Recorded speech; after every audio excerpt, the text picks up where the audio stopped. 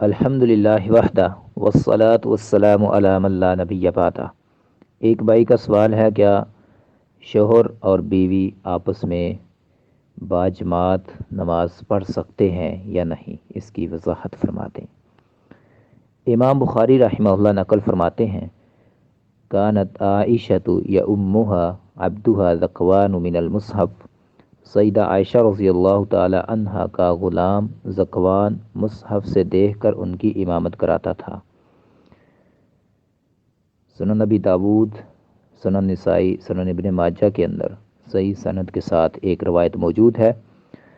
سیدنا ابو سعید خدری رضی اللہ تعالی عنہ، سیدنا ابو ہریرہ رضی اللہ تعالی عنہ سے مروی ہے، اللہ کے رسول صلی اللہ علیہ وسلم نے فرمایا، اذا ایقظ الرجل اہلہ من اللیل فصلیا او صلی رکعتین جمیعا کتب فی الذاکرین والذاکرات، جب کوئی آدمی رات کو اپنی بیوی کو بیدار کرتا ہے، پھر وہ دونوں نماز پڑھتے ہیں یا دونوں اکٹھے 2 رکعت نماز پڑھتے ہیں، تو وہ ذکر کرنے والے مردوں اور ذکر کرنے والی عورتوں میں لکھ دیے جاتے ہیں۔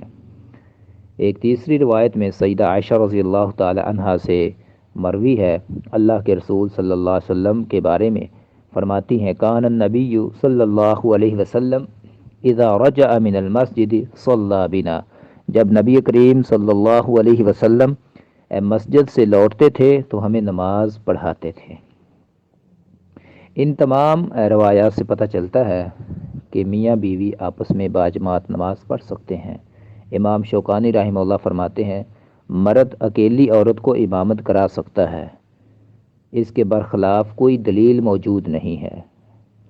صدیق حسن خان رحمہ اللہ فرماتے ہیں، جو اس کو صحیح تصور نہیں کرتا اس پر لازم ہے کہ دلیل پیش کرے۔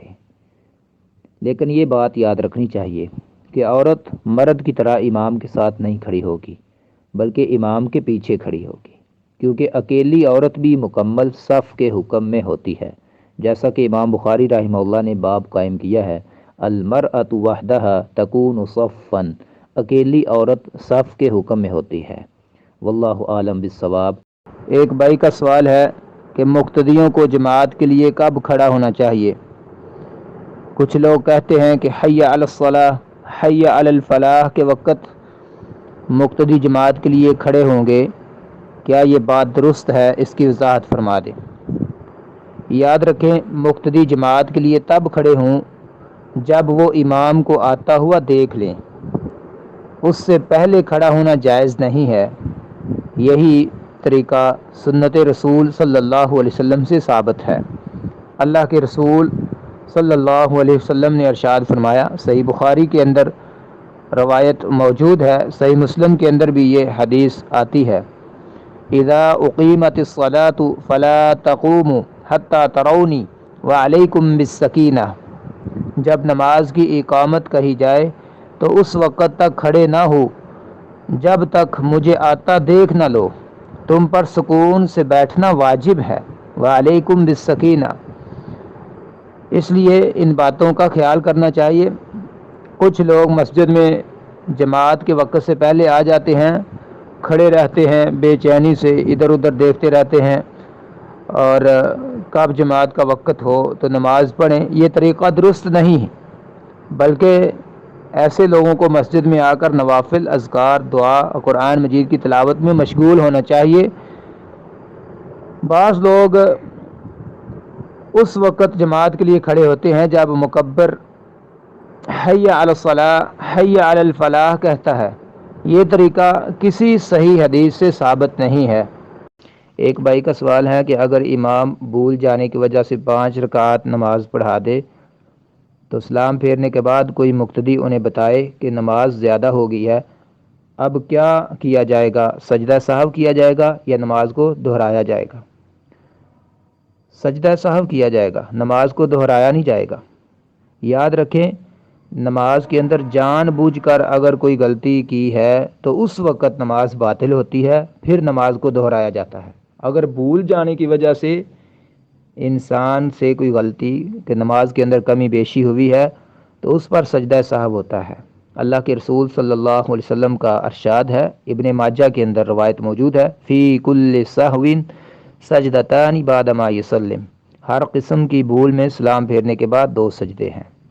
اور یہ اصول بھی آپ یاد رکھیں، اگر کوئی رکعت رہ گئی ہے نماز کے اندر، یعنی آپ نے 4 کی بجائے 3 رکعت پڑھ دی ہیں یا 4 کی بجائے 2 رکعت پڑھ دی ہیں، تو اس صورت میں پہلے اس نماز کو مکمل کریں گے اور اس کے بعد سجدہ سہو کریں گے، جیسا کہ صحیح بخاری کے اندر روایت موجود ہے۔ سیدنا ابو ہریرہ رضی اللہ تعالیٰ عنہ فرماتے ہیں، ایک دفعہ اللہ کے رسول نے 2 رکعت پڑھا کر سلام پھیر دیا تو آپ کے ایک صحابی جسے ذوالیدین کہا جاتا ہے، انہوں نے کہا، اے اللہ کے رسول، نماز مختصر ہو گئی ہے یا آپ بھول گئے ہیں؟ تو آپ صلی اللہ علیہ وسلم نے لوگوں سے پوچھا، ذوالیدین سچ کہہ رہا ہے؟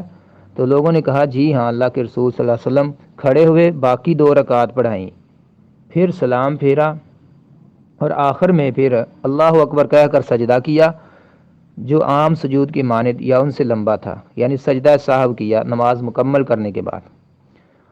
اور اگر نماز زیادہ پڑھ لی گئی ہے، نماز کے اندر زیادتی ہو گئی ہے، یعنی 5 رکعت پڑھ لی ہیں 4 کی بجائے، تو اس صورت میں نماز دہرانے کی ضرورت نہیں، 2 سجدے کر لیے جائیں گے۔ سجدہ سہو کی برکت کی وجہ سے اللہ رب العزت اس بھول کو، اس کمی یا بیشی کو درگزر فرما دیتے ہیں۔ سیدنا عبداللہ ابن مسعود رضی اللہ تعالیٰ عنہ بیان کرتے ہیں، صحیح مسلم بخاری کے اندر روایت موجود ہے، ایک دفعہ اللہ کے رسول صلی اللہ علیہ وسلم نے ظہر کی نماز 5 رکعت پڑھا دی تو آپ صلی اللہ علیہ وسلم سے پوچھا گیا، کیا نماز زیادہ ہو گئی ہے؟ آپ علیہ الصلوۃ والسلام نے فرمایا، کیا بات ہے؟ کہنے والوں نے کہا، آپ نے 5 رکعتیں پڑھی ہیں۔ تو اللہ کے نبی صلی اللہ علیہ وسلم نے سلام کے بعد 2 سجدے کیے، یعنی انہوں نے پھر آخر میں سجدہ سہو کر دیا۔ تو اس طرح سے انسان کی جو زیادتی ہوئی ہے اس کو اللہ رب العزت درگزر کرتے ہیں، معاف فرما دیتے ہیں۔ یہ ایک سوال ہے کہ اف اللہ کہنا جو ہے وہ ناجائز ہے یا جائز ہے؟ دیکھیے، ہر لفظ کے جائز یا ناجائز ہونے کا دار و مدار اس کے معنی پر ہوتا ہے۔ اف جو ہے ہماری زبان میں کلمہ افسوس ہے، کسی بھی بات کے اوپر افسوس یا تعجب کیا جاتا ہے تو اس کے لیے اف کہہ دیتے ہیں۔ آگے لفظ اللہ جو ہے وہ غالباً اسی لیے کہا جاتا ہے کہ یا اللہ ہماری مدد فرما، یا اللہ اس مسئلے کو ہمارے لیے حل کر دے۔ اگر یہی مراد ہے اس سے تو انشاءاللہ کوئی حرج نہیں، یہ کلمہ کہہ لینا جائز ہے، لیکن اس کی جگہ پہ بسم اللہ یا انا للہ یا الحمدللہ یا سبحان اللہ جیسے کلمہ کہا جائے تو وہ زیادہ اچھا ہے۔ جیسا کہ ایک صحابی کو جنگ میں تکلیف پہنچی تو اس نے اف کہا، تو آپ نے کہا اگر تو بسم اللہ کہتا تو تجھے فرشتے اٹھا لیتے۔ تو لہٰذا ان کلمات کی بجائے اگر بسم اللہ یا انا للہ یا سبحان اللہ کہا جائے اور اچھے کلمات پر الحمدللہ کہا جائے تو یہ زیادہ بہتر ہے اور زیادہ مناسب ہے۔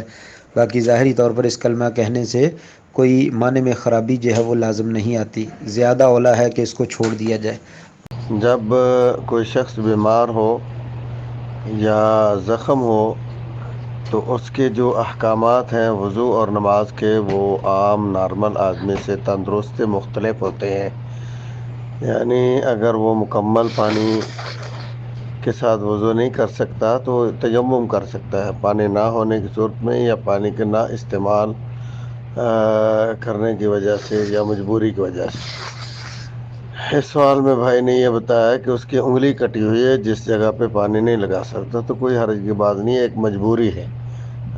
یہ جو اس سے پہلے وضو کے بارے میں یا وضو کی جگہ کو گیلا اور کرنے اور دھونے کے بارے میں مسئلہ بتایا، وہ عام نارمل حالات میں ہے، یہ مجبوری کی حالت ہے۔ اللہ تعالیٰ فرماتے ہیں حرمت علیکم المیتۃ والدم ولحم الخنزیر وما اہل به لغیر اللہ۔ یہ 4 چیزیں حرام کرنے کے بعد اللہ تعالیٰ نے فرمایا فمن اضطر غیر باغ ولا عاد فلا اثم علیہ، جو مجبوری کی حالت میں ان میں سے کسی چیز کا استعمال کر لے گا اس کو گناہ نہیں ہوگا۔